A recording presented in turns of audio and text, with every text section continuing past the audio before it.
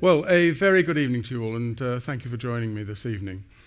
Have you ever wondered why there are so many Scottish names and sounds and feelings to this place, for example, or so many Irish and Italian senses to New York and Boston as examples, or even why Australia plays cricket? I'm going to look at some of those stories. Can I ask how many of you went to the Immigration Museum today, the one just next door here? Okay. I'm going to pick up the story. I will cover what you would have heard there, but I'm going to talk a lot more about some of the history as well. Tomorrow I'm going to be talking about Christopher Columbus and the explorers, because tomorrow is Columbus Day. And then a couple of days later, I'm going to look at the story of the liners. So if you went to the other main museum here, the Maritime Museum, I'll be picking that up and rounding that story off as well. So right now is the beginning of Yom Kippur, the Day of Atonement, the most important festival in the Jewish calendar, which is interesting because my story begins here. This is taken from the end of the 1971 movie, The Fiddler on the Roof. And it sort of encapsulates the human cost of a number of European diasporas. Tevye, here, is saying goodbye to his daughter, Chava, as they leave their village forever. The Jews of Anatevka have been told to leave the village by the Russian government, and I'll come back to tell a little bit more about that story in a while, but I'm telling many other stories as well. Chava and her husband are heading for Krakow. Tevye is heading for New York, where he hopes relatives will help them when they arrive. The final shot of the movie, if you can remember it, is of them standing in a circle at the crossroads of the village one last time before scattering in different directions. And as he walks away, Tevye spots the fiddler and motions him to come with him, symbolizing that even though he must leave his town, his traditions will always be with him. People move all around the world, either voluntarily or under duress, and they take their traditions with them. Those of you who've heard me speak before know that I have a background in travel and tourism, and my subjects range from the early explorers, how they've changed the world, which is the subject for tomorrow, to how we travel in luxury today in order to experience the consequences of those discoveries and cultural differences of the places we visit. In this talk, I'd like to look at just a few of the stories of emigration and how it has shaped the world today. I can't cover every community, of course. That's just impossible to look at everyone who's been re-established in another country. This, as you can see, is an image of early Chinese migrants. They were heading for work in America. But I'm going to concentrate mostly on people who came from Europe. First of all, what do we mean by diaspora? Well, the dictionary definition is the dispersal or spread of any people from their original homeland. And it's often used to describe those communities of one nationality who collect in a foreign land, often the descendants of an original diaspora. This map shows the percentage of people around the world who have a European connection. Now, as you would expect, Europe has the greatest European connection. So the darker the blue, the higher the concentration of people of European descent. Now, I plan to look at some of those blue areas in North and South America and Australia, but there are some lighter blue areas, even in some countries in Europe, because of the number of people who've moved into those countries from elsewhere. The pogroms which are referred to in Fiddler on the Roof, that dispersed thousands of Jewish families all over the world, were certainly not the first diaspora in history. You can see here the pattern of the early migration of humanity from its roots in Africa. From the earliest times of man, one tribe forced another out of areas of scarce resources. Populations eventually migrated from the African continent to Europe and on to Asia, and then over what is thought to have been a land bridge at the time over the Bering Sea to the Americas. Now, these are figures of number of thousands of years ago when these major movements are thought to have happened. Australia is so long ago that there is some uncertainty whether it was 65 to 80 million, 1,000 years ago that people first settled there. For the purpose of this talk, I'm going to keep mainly to the period after Columbus first set foot on American soil. And I just emphasize a point I will make tomorrow. When I say American soil, I don't mean US American soil, because he never went to what's now the modern-day United States. By America, of course, I'm referring to the whole continental group. But that led to enormous and very quick expansion of exploration to new lands, and it led to the emergence of new independent nations. During this time, many groups of people relocated from Europe to these new worlds. Their reasons varied from economic necessity, political turmoil, transportation, especially in the case of Australia, and slavery. And just to the human need, the imperative to see if the grass truly is greener on the other side. And of course, it wasn't always. I will mention one pre-Columbian set of explorers, partly because Kathy has Scandinavian blood in her system. I'm going to mention very briefly the Vikings. They were much maligned, a race from the 8th to the 11th centuries. They raided, they traded from their northern European homeland across wide areas of Europe.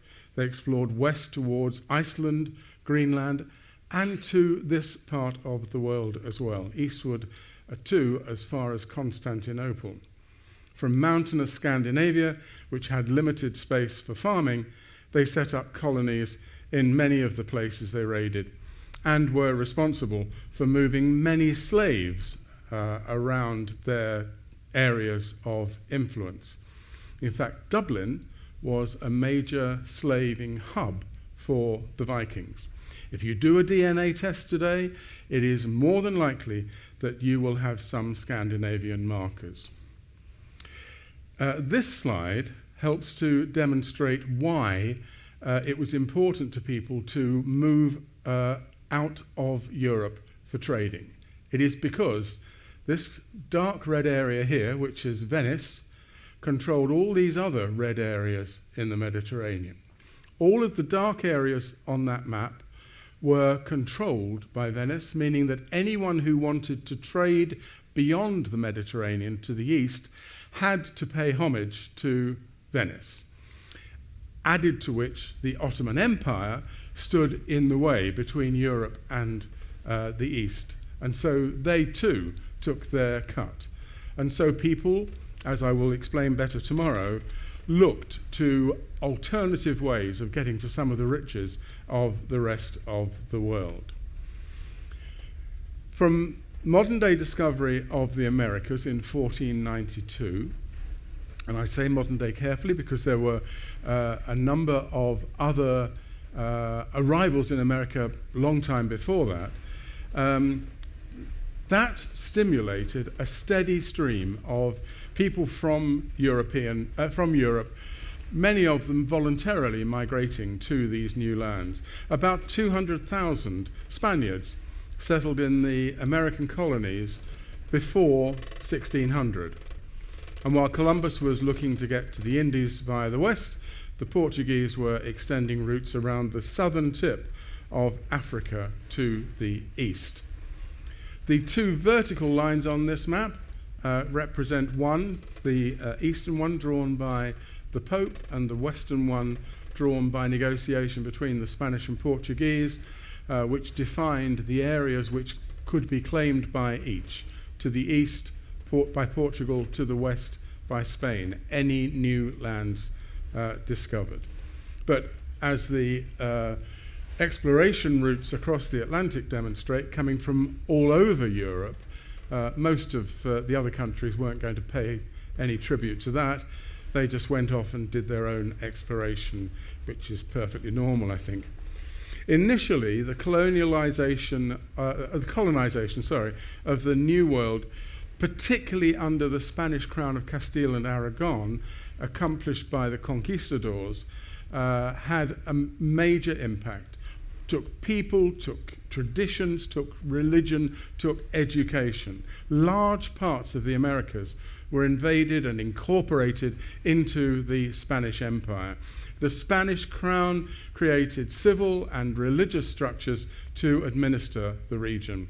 And the colonial expansion was motivated by trade. That was the principal reason. And let's face it, not a lot has changed. If you look at the expansion of influence of major economies today, it is about trade and securing their trading opportunities.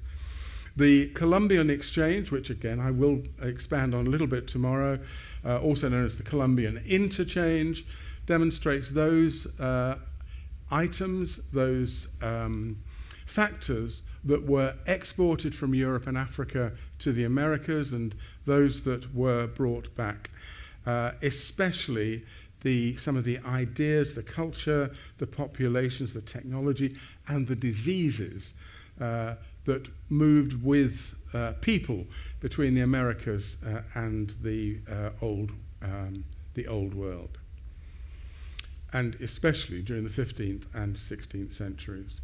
Invasive species, communicable diseases, they were a byproduct of the exchange, and there was no way of stopping those once we had people moving so freely between them.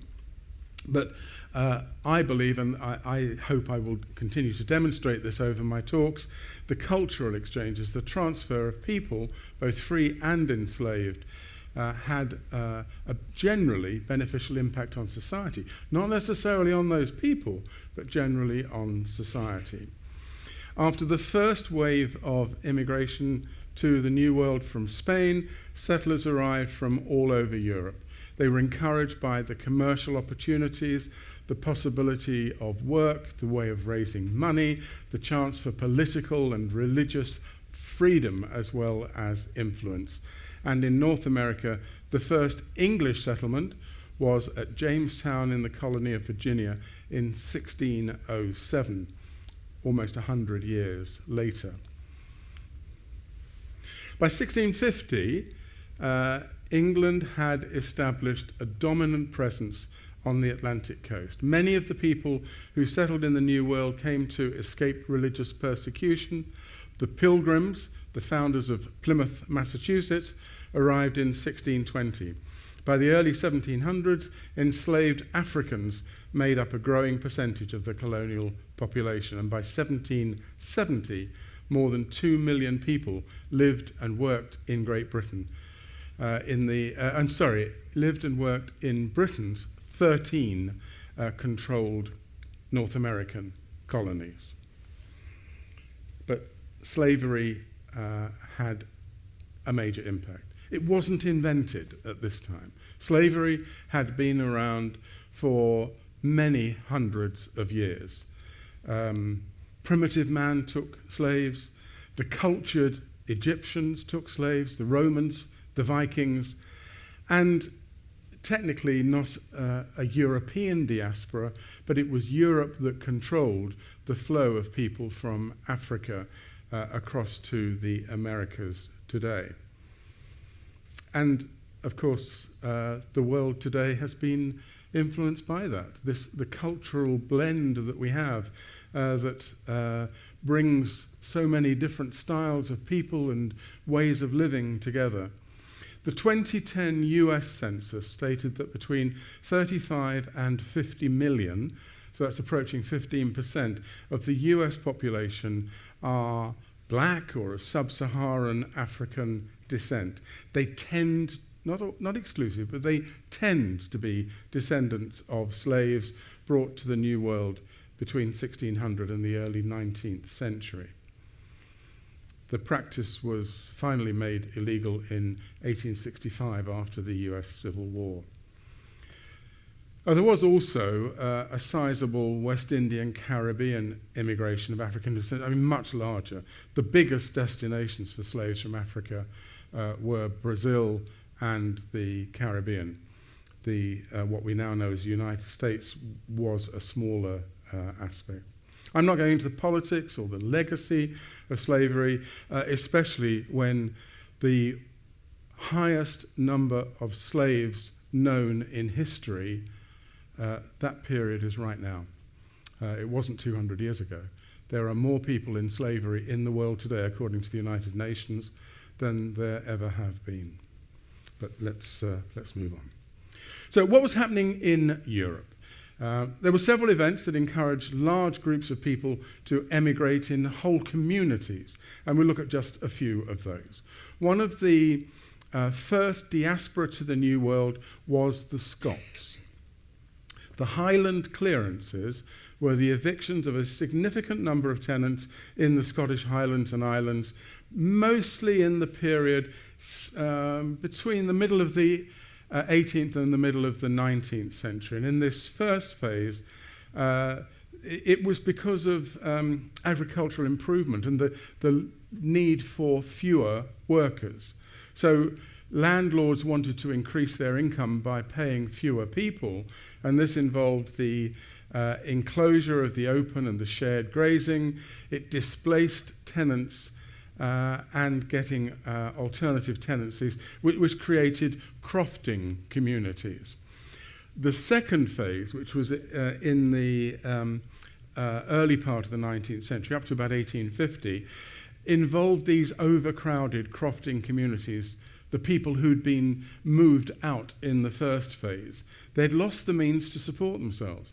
They were now poor and starving, and assisted passages became common. Canada, for example, subsidized the crossings for these people to come out to live in places like Nova Scotia, where we've spent the last 2 days. Tenants who were selected for this, in practical terms, they had little choice but to emigrate, because it was that or die. And the Highland potato famine, which struck towards the end of this period, gave even greater urgency to the process. The diaspora was worldwide. We see a significant impact right here, but emigrants settled in close communities on Prince Edward Island, where we will be the day after tomorrow, here in Nova Scotia, the Glengarry and Kingston areas of Ontario, and the Carolinas of the American colonies. Canadian Gaelic was widely spoken for some 2 centuries, and one estimate of Nova Scotia's population has 50,000 Gauls immigrating from Scotland between 1815 and 1870. At the beginning of the 20th century, there were an estimated 100,000 Gaelic speakers in the Cape Breton area. The Great Famine of 1845 to 1850 was responsible for a significant increase in emigration from Ireland. It wasn't the only reason. The beginning of mass emigration from Ireland can be traced to the middle of the 18th century, when about 250,000 people left Ireland in a period of 50 years to settle in the New World. It's estimated that between 1 million and 1.5 million people emigrated in the 30 years between 1815, that's when Napoleon was defeated at Waterloo, just out of interest, between then and 1845, when the Great Famine began.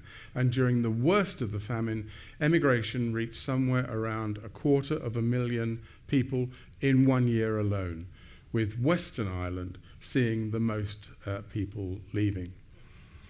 Families didn't generally migrate en masse.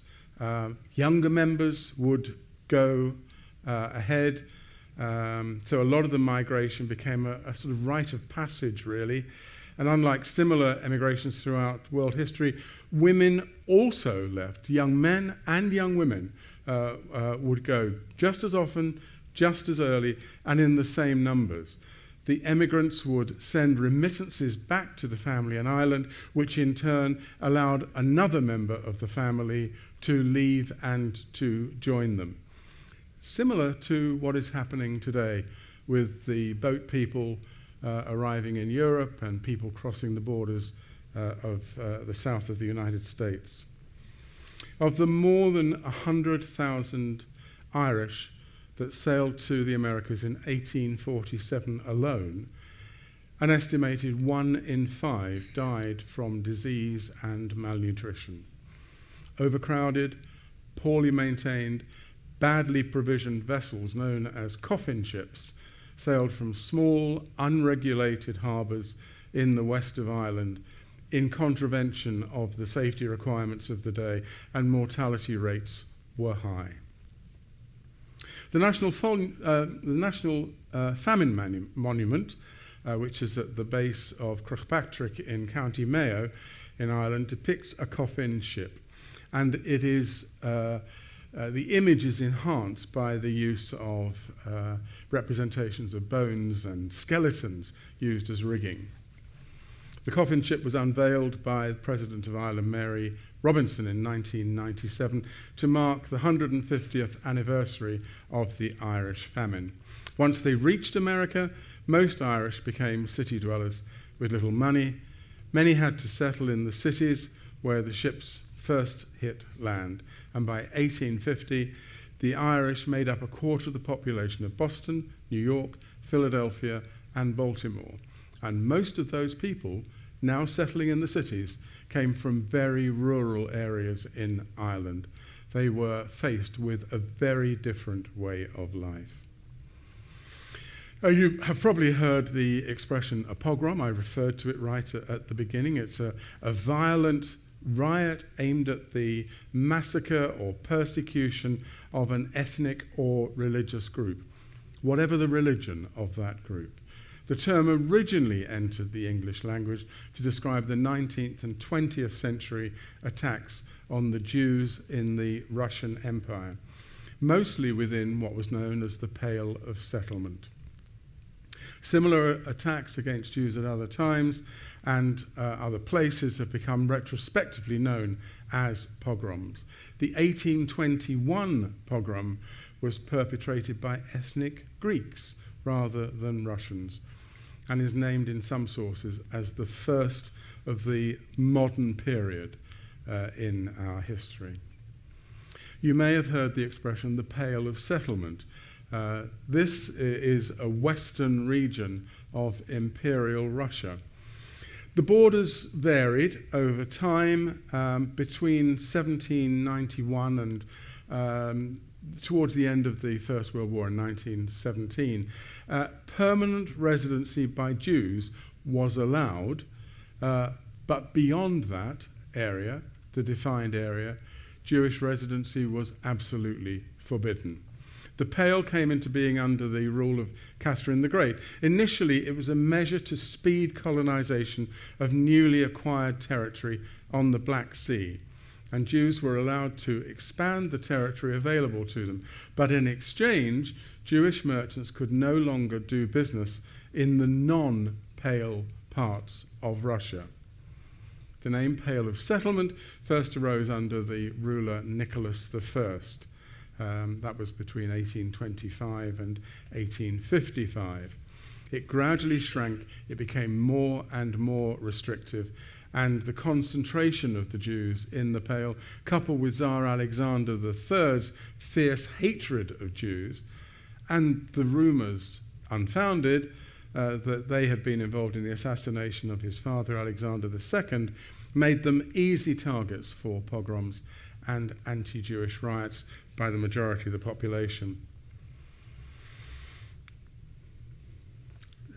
I take you on an aside. If you've heard me before, you may know that I have an interest in language. So the expression beyond the pale, Kathy, when she was doing some of the research for this talk, came upon this. How does the expression beyond the pale come about? Well, it isn't from that Russian one that I've just talked about. It goes back a lot further. When the Normans invaded Ireland in the 12th century, they weren't as successful as they'd hoped. The English possessions were gradually reduced to an area just around Dublin, originally protected by a palisade or pale. And in English eyes, at least, Ireland was then divided into the civilized part in this small area within the Pale and the barbarian part beyond the Pale.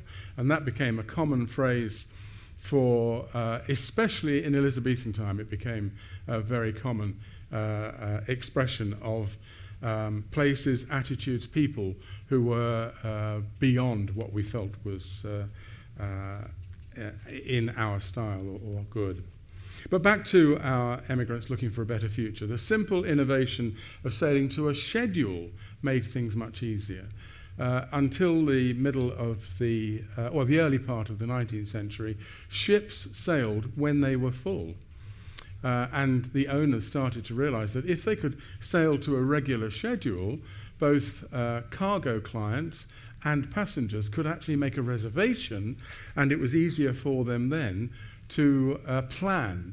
And so in the 1820s and 1830s, schedules started to come into play, and in the middle of the 1800s, most British immigrants to the United States were able to plan their journey. Most of them would leave from Liverpool, up in the northwest of England. A lot of Scandinavians sailed to America through the British port. Kathy and I own property in the marina in Hull on the east coast of England. And Northern Europeans would arrive there by ship. In Victoria Dock, where we have our property, there was a medical quarantine centre where they would be cleared. Once cleared, they would then be taken across the country to Liverpool to join their ship. Other Europeans would have sailed from Le Havre in France, from Bremen and Hamburg in Germany, Antwerp in Belgium, and so on. From 1815 to 1932, it's estimated that some 60 million people left Europe, primarily to the Americas, so that includes the United States, Canada, Brazil, Argentina, Uruguay. They were the main destinations there, but also to Australia and New Zealand and to southern Africa. It may have seemed an adventure to sail to the new worlds. This is a painting by Ford Madox Brown, and I think it shows the emotion that these people were going through with facing the wrench to leave everything familiar for the unknown. It was hard to know what would be at the end of these long, long sea voyages and travelling in pretty awful conditions as well. Wealthy travellers would take advantage of the packet's reliable sailings to study, to transact business abroad. Staterooms were very small by the standard of what we're used to here, but they normally came equipped with a mattress and linens, a wash basin and some drawers. They had ventilated doors which opened directly into the cabin or saloon, which was where everyone would socialise and eat. But for the steerage passengers, that's those passengers in the area below decks towards the back of the ship where the rudder was controlled and hence the steerage of the ship, they had to sleep, eat, socialise in the same space. They would be expected to bring their own bedding. Food was provided, pretty basic food, and they were expected to cook it themselves. And as you can imagine, there could be quite a lot of fights over the food that was there. There was often no opportunity for fresh air and no opportunity to see beyond the ship. So in rough waters, they had no idea what was happening outside. They didn't know whether it was day or night at times. It was the cheapest way to travel, the lowest cost, but sanitary conditions were awful, the food was poor. It was inhumane.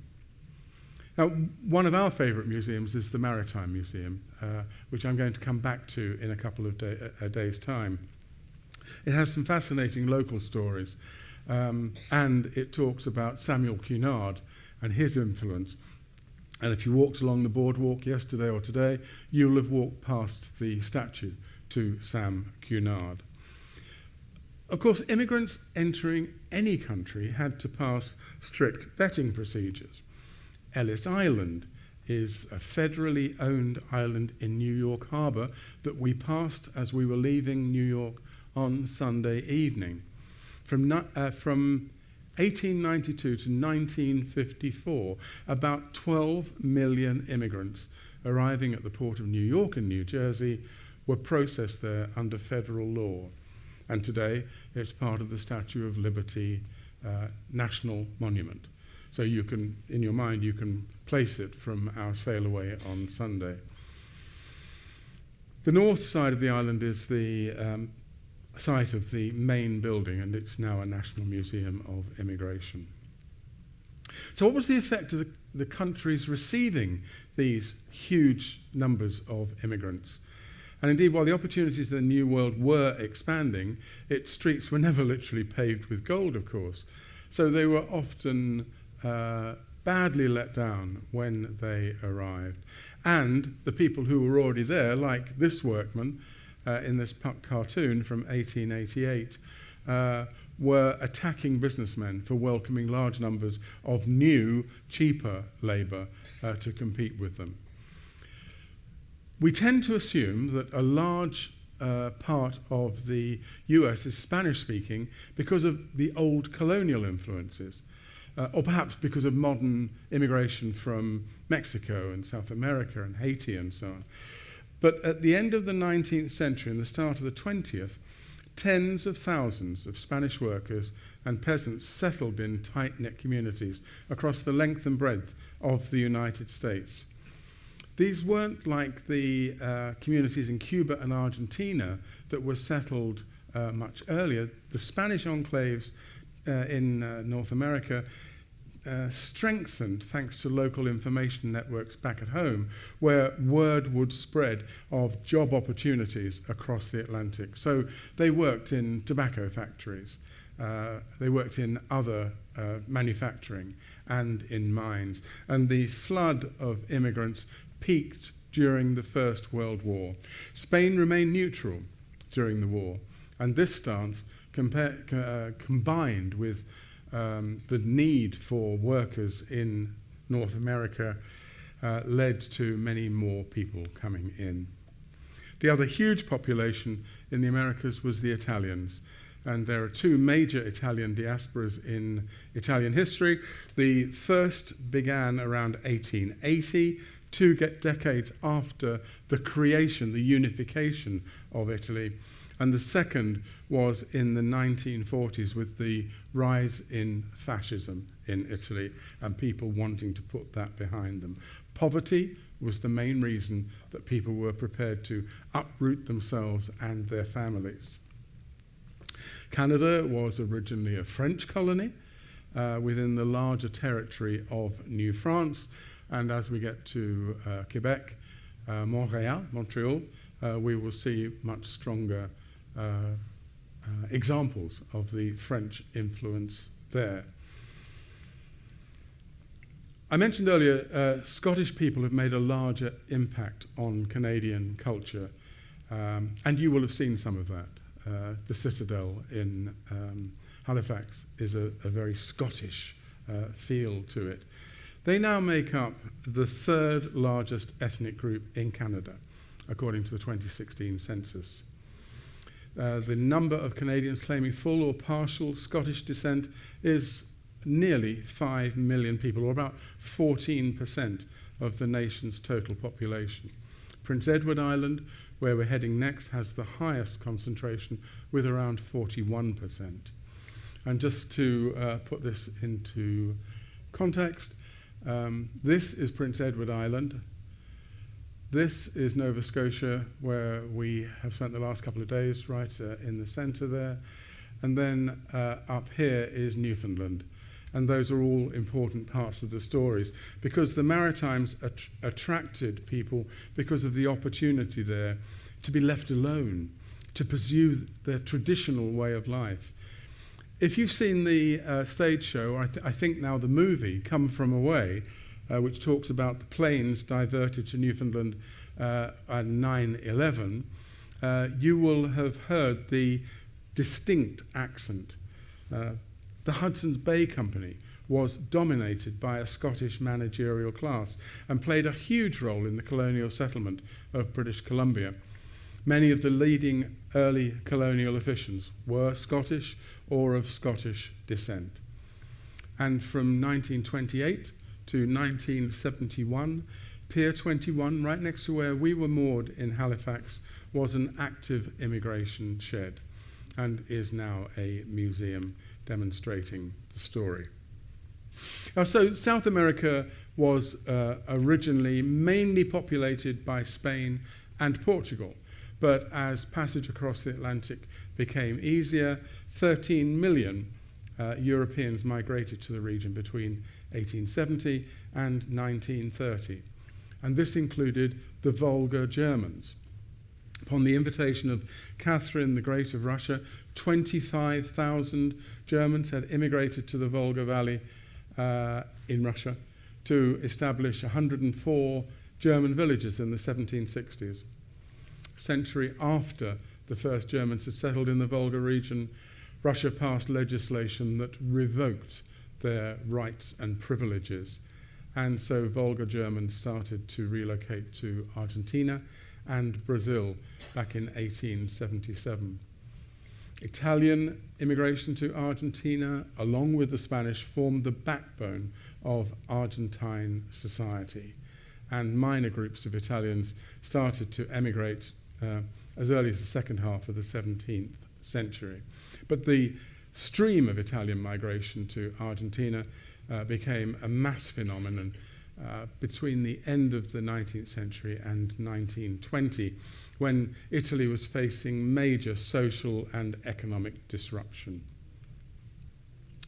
And I'm sure those of you from the UK at least will know that there is a significant Welsh community in the south, in Patagonia, established in 1865, migrated to protect their native Welsh culture and language, which the English were doing a good job of trying to eliminate. Over the years, the use of the language started to decrease, but the situation began to change when many Welsh people visited the region. In 1965, they celebrated the colony's centenary, and since then, the number of Welsh visitors has increased.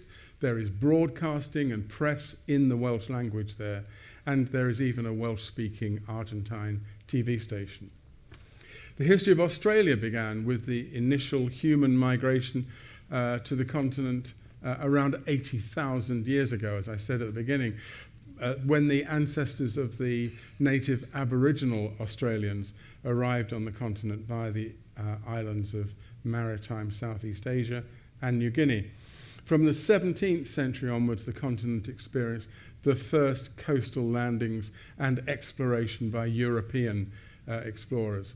Permanent European settlement began in 1788 with the settlement of a British penal colony in New South Wales.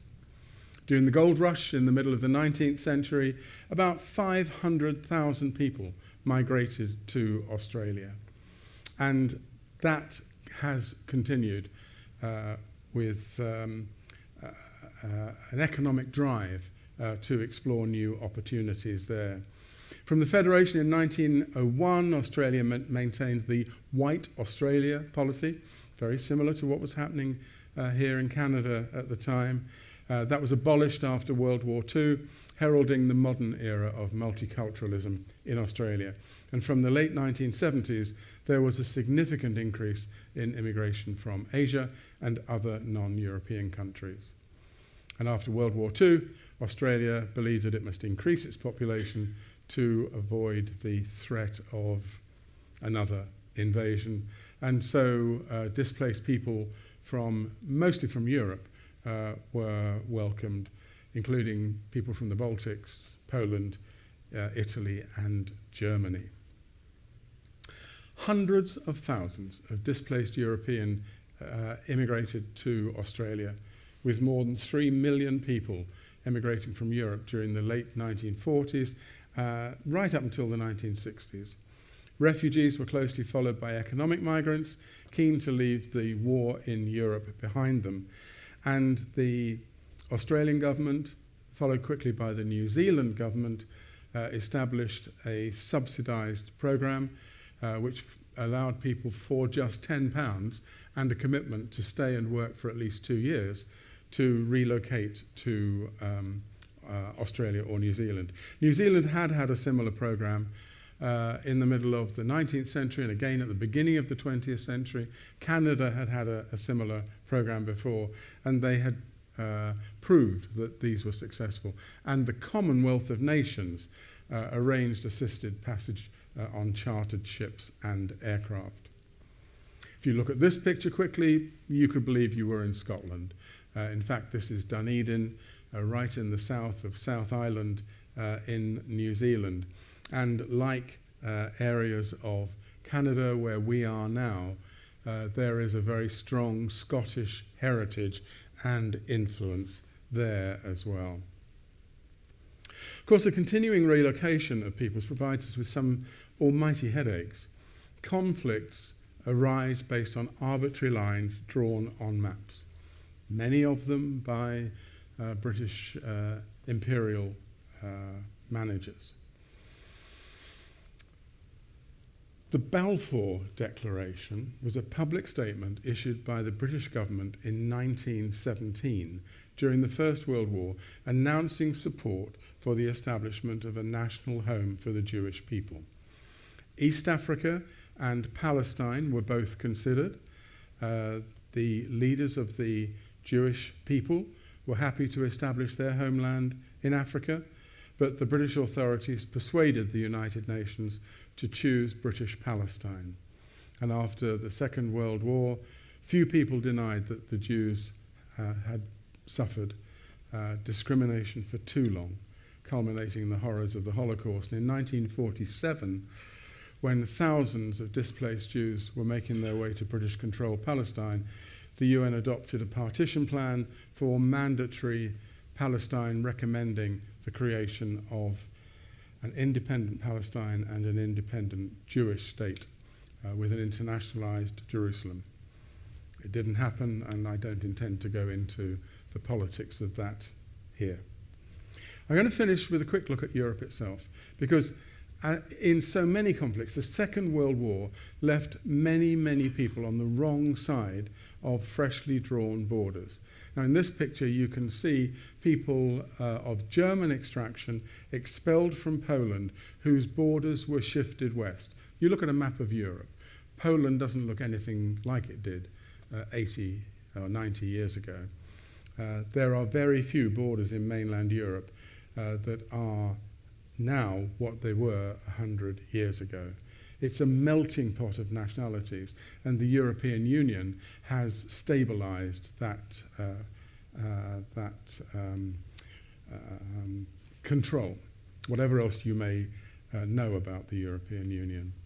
But today, most major cities have a Little Italy, a Chinatown, a Caribbean, an Indian, and African community. And of course, not all populations moved out of Europe.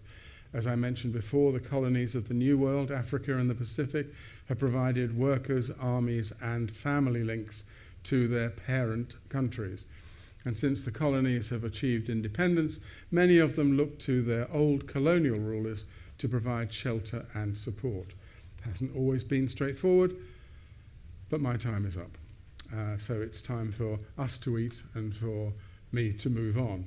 Tomorrow I'm going to be talking about Columbus. That's at 2 o'clock in the afternoon.